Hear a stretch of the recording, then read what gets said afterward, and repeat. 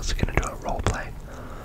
However, I think what would be a little bit more interesting is if what I'm going to do is I'm just going to talk through how to lift weights safely, because that's something that I think is really, really important, and I think it's a really good idea. So what I like about lifting weights is there's a lot of benefits, and I really want to touch on sort of how to lift weights safely, because a lot of people want to get the benefits, but they don't want to injure themselves. They don't want to put themselves in danger. They don't want to basically get into the position where they can't do it anymore. They don't want to get injured, and they don't want to do it wrong. And there's also a lot of sort of that public fear of embarrassment, which is quite frustrating. So yeah, I'm going to cover a few of those things today. And how I'm going to do that is I'm going to use my iPad. So my iPad is down here. I'll probably put it on the screen and I'll leave myself in the corner. So what we're doing is we're talking about how to lift weights. So what are some of the benefits of lifting weights? We've got that noted down here. Some of the benefits of lifting weights. Benefits.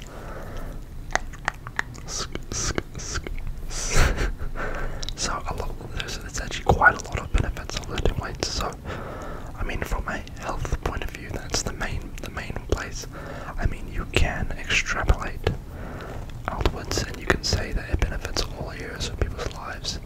However, that is a stretch, because technically you are taking time. It does take time. That's definitely a burden. It probably costs some people money because you have to attend a gym, and then you're probably likely having to eat a little bit more food or a little bit better food to get appropriate results from it. However, that being said, it's very, very obvious how useful lifting weights is for a variety of things. So one of the things that I'm really fascinated by personally is muscle hypertrophy. So hypertrophy.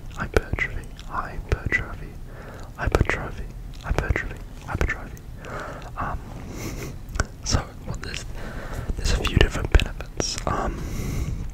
So muscle hypertrophy specifically, basically, if you can achieve that, and usually that's through lifting weights, you get quite a few benefits. One of the main benefits is basically any like long-term disease, like for instance diabetes or sarcopenia or cancer or basically any disease. Your chances of getting said disease is probably less with lifting weights. Like, you can name a variety of diseases under the sun, and lifting weights helps with a lot of them. It also helps with sleep. So it's like if you lift weights at the right time of the day, you're going to sleep better. So it's like the repercussions are quite broad. It kind of goes throughout the whole spectrum of what do you call it? The whole spectrum of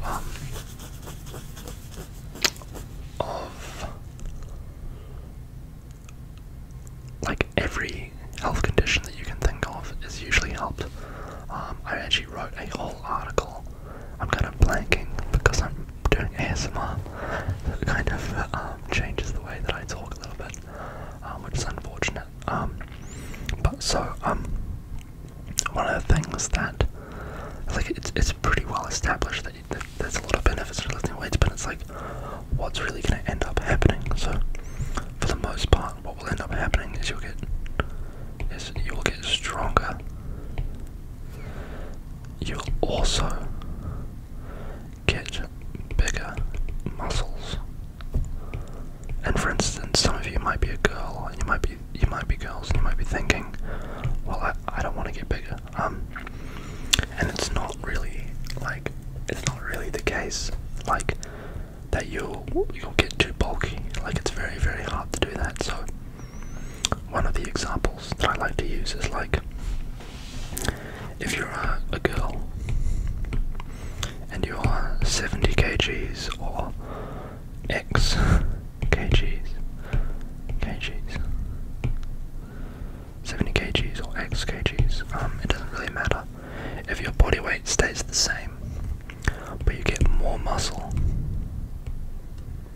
So if your body weight is still the same, but you have more muscle, then you will look smaller and more toned. So you look more toned or lean. Now that's pretty cool. Like if you're a girl and you want to look more toned or more lean or whatever, it's pretty cool because you don't need to get bigger, you'll actually get smaller.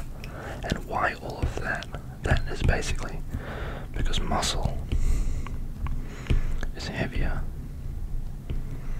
than fat. And so what's cool about that is people will often say, oh, I don't want to get too bulky, but you actually won't. And also the amount of food that you're able to eat will also increase. So as you gain muscle, you will be able to get more, you'll be able to eat more food. And so for instance, if you're a female, one of the areas that girls care about the most, I think my cat is banging on my door, that's pretty cute, hold up. Sorry about that. So I'm back. So one of the things that was really cool is if you want to grow your glutes as a girl, if you want to get a bigger butt, the only way to do that is to lift weights, or just do other forms of exercise that involve your glutes. So basically, that's how that's done. So like, I find girls who gain muscle are never like annoyed that they gained muscle, or boys that gain muscle, they're never sort of sitting there thinking, damn, I wish I had less muscle. Usually people are worrying about how much body fat they have, and that's a much harder problem, but a very easy problem to have. It's like losing fat is very hard, but gaining muscle is actually relative. Gaining muscle is actually relatively easy,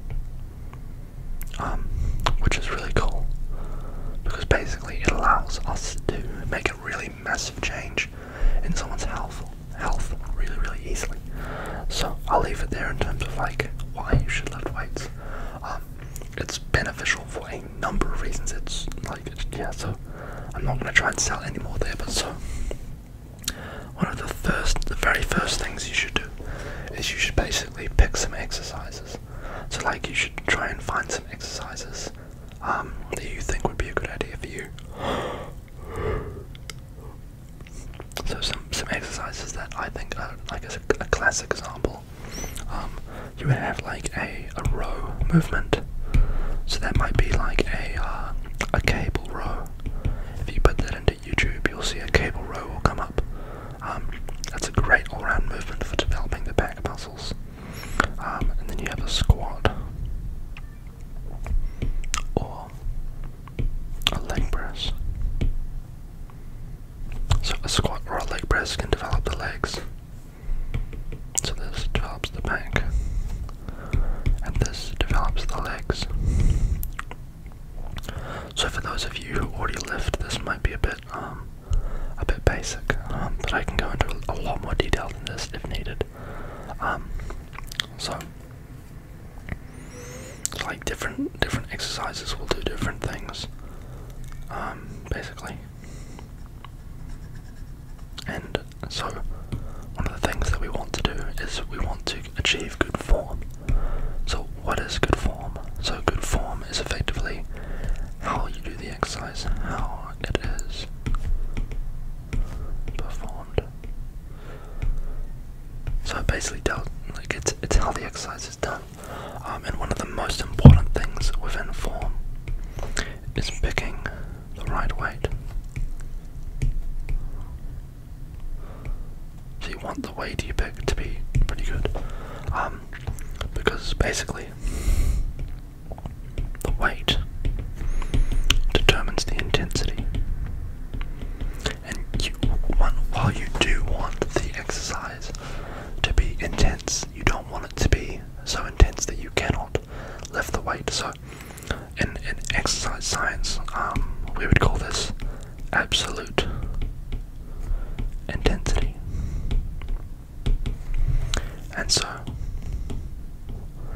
absolute intensity is basically a metric that says how much weight are you lifting.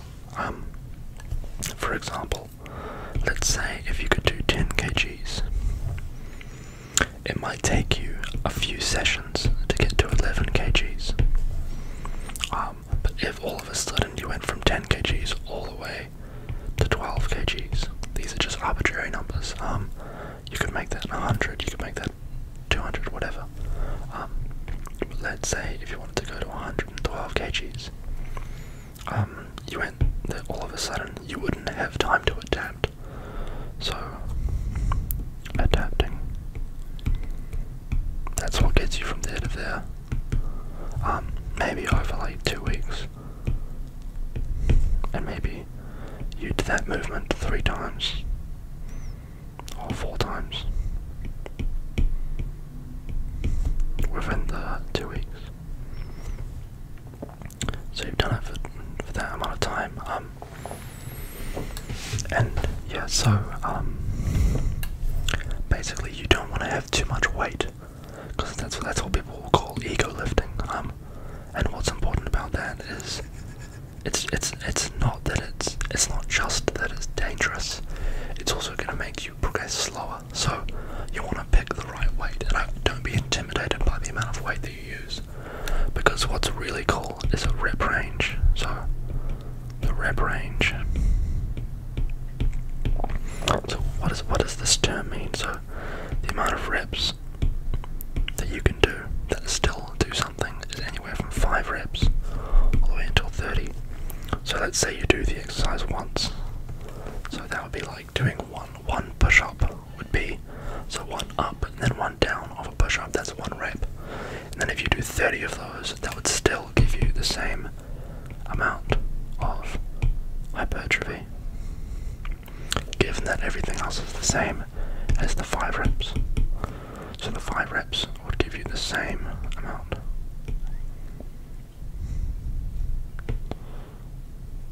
So between the 30 and the 5, it's the same. That's a really weird diagram. But yeah. So basically the weight on the bar is it just has to be light enough that you can do it properly. Because in general we want to get anywhere from 6 to 30 reps, which is a massive range. So yeah, we can do a lot with that. That's one of the main things about form, is just picking the right weight.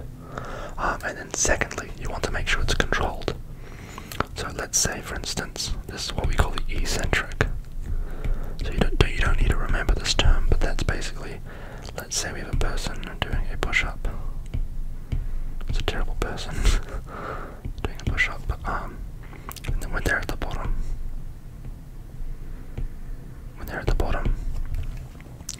from that phase to that phase, that's the eccentric. So that's when they're lowering their self down. You want that phase of the lift to be relatively slow. So you want it to be anywhere from sort of 1, maybe 1.5 to 4 seconds. But really, that range of time doesn't matter. What matters is it just has to be controlled. So you just want the weight that you're using to be slowly brought down, instead of sort of just letting it fly down, and you want to control it the whole way down. That's a really important point. Yeah, so that's really important when it comes to form. But another thing you can do is once you know the exercises that you want to do, it'll depend on what you want to grow. I can make another video talking about how you grow things. How you pick exercises and stuff like that. I can talk a little bit about what you want to look for, but just below here, down here. But you definitely you want your form to be pretty good, and the way that you do that is you basically do that by watching form videos on YouTube. You go and see what does proper form look like, and then what you can do if you're comfortable with this, if you just film yourself while you're in the gym and then you just watch it back and you just just see how does that look compared to the person doing it on YouTube. And then you watch many different people do it on YouTube, and you'll see what's correct, what's not. There's also some very, very good videos on the internet that sort of explain form, so they actually go and talk you through it rather than just show you it, which is really good. So that's one way you can learn form. And then in terms of safety, so safety is the next point that I've got here. So one of the things that is like really important to make clear is lifting weights is actually really, really safe. So if you look at data, or sort of statistics looking at the rate of injury per 1,000 hours of lifting weights, people get injured roughly 4 out of 1,000 hours, something along those lines. But then if you compare that to basically any other sport, like for instance rugby I believe is in the 20s, and then distance running is around 12. So it's like you really don't get many sports that are as low impact as lifting weights, which is really, really cool. Also, it doesn't need to be a sport, but some of the sports within lifting weights are powerlifting or bodybuilding, or you can also just do CrossFit or things like that. Those are also great. It's a whole nother ball game though. So yeah, it's very, very safe. And one of the things that you can make it much safer, just by progressing slowly. So like, one of the things that really works in terms of safety. So one of the things that really, really works in terms of safety is basically you make sure that you progress slowly. So what do I actually mean by that? So that means adding weight. What do I spell that? Adding weight slowly. That means if you're going to add a set or like another group of reps, add it slowly. And there's another really important measure. So basically when you do lift weights, you want to get pretty close to failure. So what that means is you want to lift weights for a long enough period that basically all the motor units, so all the little cells within your muscle, are being recruited. And when you lift close to failure, so what we call it volitional failure, when you get close to volitional failure, that's basically when a large stimulus is going to be placed on your muscle, and that's what will make the muscle grow. It's a lot more complex than that, but that's the basics of it. And so basically you want to get, let's say for instance that you're doing 10 reps, and let's say you do 10 reps and then you fail on the 11th rep. So we don't actually ever want to get there, but we want to make it hard enough so that 10 reps is the most that we can do. Just say for example, it can be any rep range though.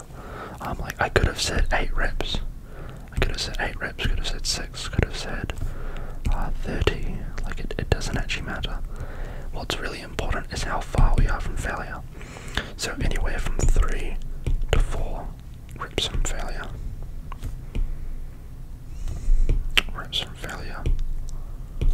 Will work. However, if you want to be on the more conservative side, you can go 2 reps in reserve, or reps left in the tank. So I hope that makes sense. It's a really, really important concept to understand. So basically what that means is that is talking about relative intensity. So that's relative intensity. basically just a term. It's an RPE. So RPE is basically a rate of perceived exertion. And you don't need to remember these terms. Perceived exertion. So it's a rate of perceived exertion. Now, what is rate of perceived exertion? Effectively, it is how hard something is on a scale of 1 to 10. And generally, you want to be anywhere from a 6 to a 10. But you should probably spend most of your time in the 8 range. I hope that makes sense. So, I don't think I'm going to be able to cover these 2 points just because my camera will run out of battery. But if people do want me to make longer videos, I can definitely make longer videos. This video is currently 22 minutes, so I will cut it off here. Yeah, so I would really appreciate if you would give me feedback on this video, because I want to know if it's what people actually want. Because I don't want to just be making content and it's not what people want. Yeah, because I want to make things that people are excited to watch and that they want to watch. So yeah. But otherwise, thank you very much for watching. I appreciate it a lot. I'll show you my pencil as well. So on my pencil, you won't be able to see it, will you? On my pencil, I've got a cool little saying.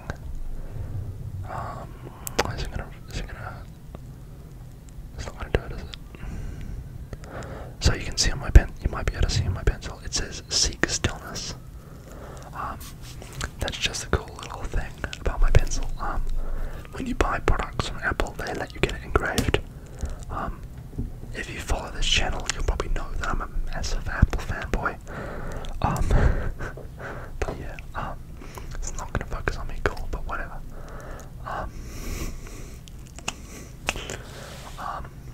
Yeah, so might focus on me now. Yeah, there you go, cool. Anyway, I should go now, but I appreciate you watching. If you have any feedback at all, please put it in the comments down below. If there's any